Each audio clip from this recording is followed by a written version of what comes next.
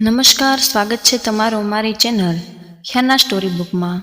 આ તુલસી મંત્રનો જાપ કરો, તેનાથી આર્થિક લાભની સાથે સુખ સમૃદ્ધિ પણ મળશે. તો તેના વિશે જાણતા પહેલાં અમારી ચેનલને સબસ્ક્રાઈબ કરી વિડીયોને લાઈક કરજો.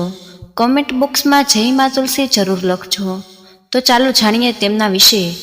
આર્થિક લાભ માટે દરરોજ તુલસીના આ મંત્રોનો જાપ કરો. દરરોજ સવારે ઉઠીને તુલસીના છોડની પૂજા કરો અને આ તુલસી મંત્રનો જાપ કરો. એનાથી આર્થિક લાભની સાથે સુખ સમૃદ્ધિ પણ મળશે. હિન્દુ ધર્મમાં કેટલાક વૃક્ષો અને છોડ એવા છે જેને દેવતા સમાન માનવામાં આવે છે. તુલસીનો છોડ પણ તેમાંથી એક છે. સામાન્ય રીતે તમામ હિન્દુ પરિવારો આ છોડને પોતાના ઘરમાં રાખે છે અને આ છોડની પૂર્ણ ભક્તિ સાથે પૂજા કરે છે. એવું માનવામાં આવે છે કે તુલસીના છોડમાં દેવી લક્ષ્મીનો વાસ છે. આ છોડમાં ભગવાન શ્રી હરિ વિષ્ણુનો પણ વાસ છે. હિન્દુ ધર્મમાં તુલસીને દેવતાઓની પૂજા અને શ્રાદ્ધ વિધિમાં આવશ્યક માનવામાં આવે છે. દરરોજ તુલસીના દર્શન કરવાથી પાપોનો નાશ કરનાર માનવામાં આવે છે. તો તુલસીની પૂજા કરવાથી મોક્ષ માનવામાં પણ આવે છે. તુલસીના પાનથી પૂજા કરવાથી વ્રત, યજ્ઞ, જપ, હોમ અને હવનનું પુણ્ય મળે છે. પુરુષોત્તમ માસમાં વહેલી સવારે સ્નાન કરીને તુલસીના છોડની પૂજા અને પ્રદક્ષિણા કરવી જોઈએ. ત્યાર પછી તુલસીના નીચેના મંત્રનો જાપ કરતા પહેલા ઘરને એકાંત જગ્યાએ પૂર્વ દિશા તરફ મુખ કરીને બેસી જાઓ. ત્યારબાદ શુદ્ધ ગાયના ઘીનો દીવો પ્રગટાવો અને તુલસીની માળાથી આ મંત્રને ઓછામાં ઓછો 108 વાર જાપ કરો. જો તમે ઈચ્છો તો એક જગ્યાએ બેસીને 11 માળાનો જાપ કરી શકો છો.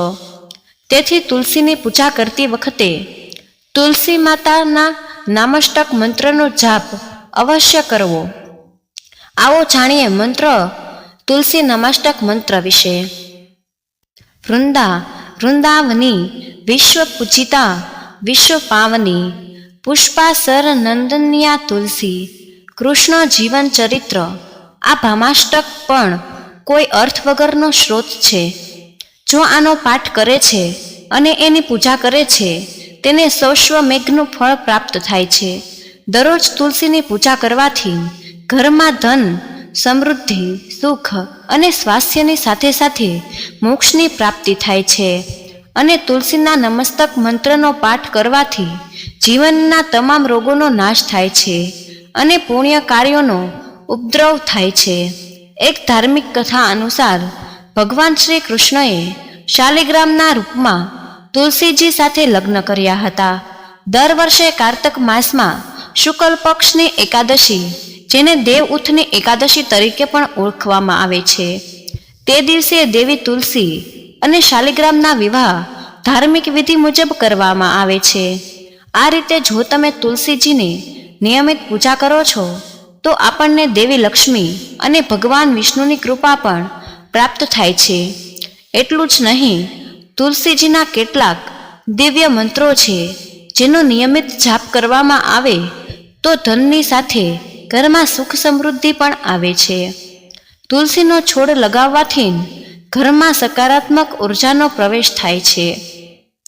જ્યારે આપણે નિયમિતપણે તુલસીજીની પૂજા કરીએ છીએ ત્યારે સકારાત્મક ઉર્જા પણ શરીરમાં પ્રવેશે છે. તેનાથી તમારી બુદ્ધિ વધે છે અને તમને દરેક કાર્યમાં સફળતા મળે છે. જો તુલસીજીની પૂજા સાથે કેટલાક મંત્રોનો જાપ કરવામાં આવે તો તે વધુ ફળદાયી બને છે. તુલસી નમાષ્ટક મંત્ર.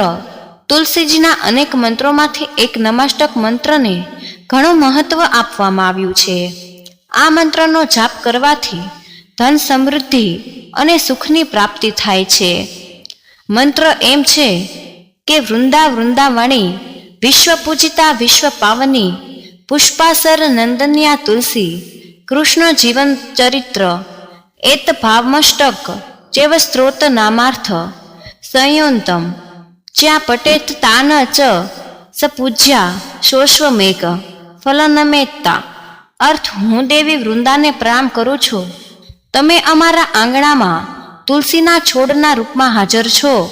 ભગવાન કેશવના પ્રિય તુલસીને પ્રસાદ તરીકે સ્વીકારવાથી કોઈ પણ જીવનનું નસીબ સુધરે છે. તો આવી અનેક ટિપ્સો જાણવા માટે, વાસ્તુશાસ્ત્ર અને વાસ્તુદોષને લગતી ટિપ્સ જાણવા માટે અમારી ચેનલ લાઈક કરો, શેર કરો અને સબસ્ક્રાઈબ કરો. તો મળીએ એક નવા વિડીયોમાં. ત્યાર સુધી જય શ્રી કૃષ્ણ, રાધે રાધે, જય મા તુલસી, ધન્યવાદ.